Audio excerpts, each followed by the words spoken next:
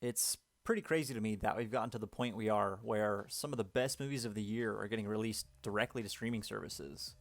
And now that I've gotten a chance to see both The Irishman and Marriage Story on Netflix as well as on the big screen, I was really eager to go ahead and talk about them. And just in case you haven't seen either of the films, there will be no spoilers here, so you don't have to worry about that.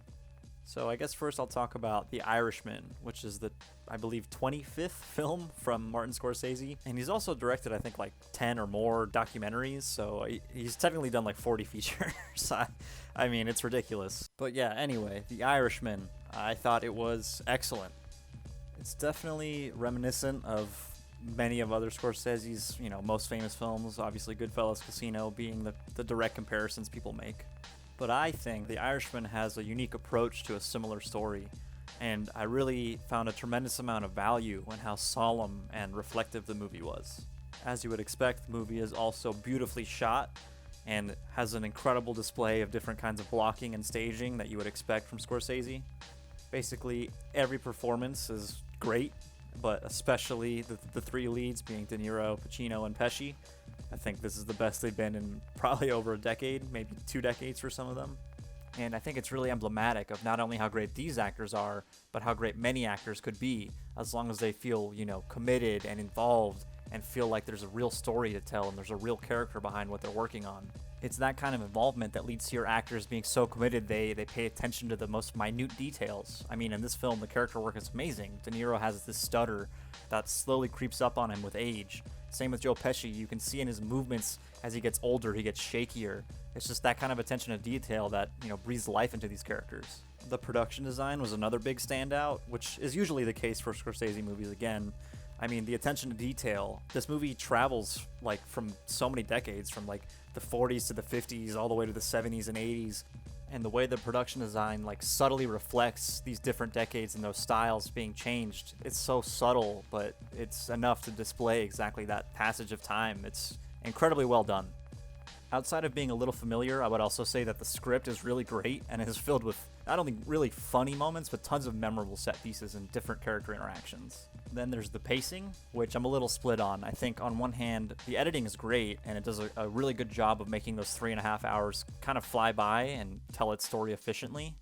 But on the other hand, I don't think the movie needed to be 3.5 hours long to tell this story. That's not to say that I think no film should be over 3 hours or anything like that. There's films I think that are great that are over 3 hours long.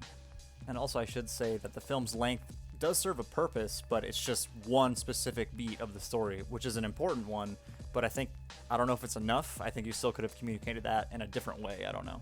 There's the de-aging too, which I found a little bit distracting. Part of me felt like they should have gone the Godfather 2 route, which is funny. I mean, Robert De Niro, right? And just have him have someone play a younger version of him, a different actor. But there's so many great scenes of younger Robert De Niro that I kind of am okay with it, but I don't think it was great. I don't think we're quite there yet. Luckily, these actors are doing tremendous work, and even with the de-aging process, their performances still come through.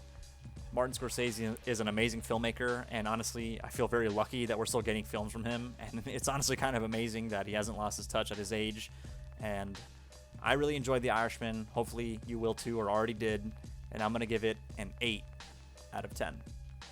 The other film I saw was Marriage Story, directed by Noah Baumbach, whose films I've liked in the past, never really been blown away, but I've always really enjoyed his work.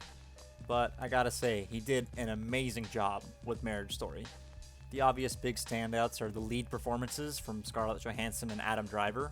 People would not shut up about their acting in this film ever since it premiered at the Venice Film Festival this year. And honestly, it's with good reason, because they are both truly, truly incredible. I already was a huge fan of both Adam and Scarlett before this, but I think this is some of their finest work to date. They're both going to be getting Oscar nominations, I guarantee it.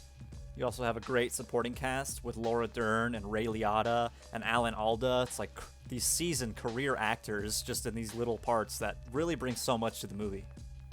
The screenplay is excellent. This is going to win the Oscar for Best Screenplay, absolutely. Although I will say there are some beats that are predictable, and I think the movie kind of sides a little bit more with one character, but it's really great and thorough, and just it feels so personal, and the movie is personal. It's inspired from the director Noah Baumbach's like real life divorce from amazing actress Jennifer Jason Leigh. And you really feel that in the movie. It feels so thorough in its exploration of this subject and what it's really like for a real relationship to fall apart this way. The movie also has great pacing and editing. I mean, the movie is something like 2 hours and 18 minutes long, but you never really feel its length. Each scene feels deliberate and purposeful. The movie also does a great job of getting you invested right away and keeping you invested throughout. The strongest aspects of the movie are definitely in the acting and writing categories. I would say the movie isn't really that well shot. I think there's actually some different scenes that I think are actually pretty ugly to look at. There was also like weird technical hiccups, like there were times where characters would fall out of focus or fall out of frame, but because the movie is so personal and well acted and well written, it really shines through. And even though I don't think the blocking, the lighting, the framing and such were so up to par, I still think it's a great film and one I would highly recommend. It's somehow both funny and sad, heartwarming yet heartbreaking.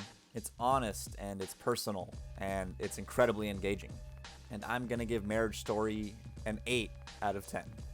Well, that's gonna do it for me being a total shill for the Netflix overlords, but if you like movies and you like movie reviews, I'll be continuing to do that here on my channel, and it would be greatly appreciated if you could leave a like or even subscribe.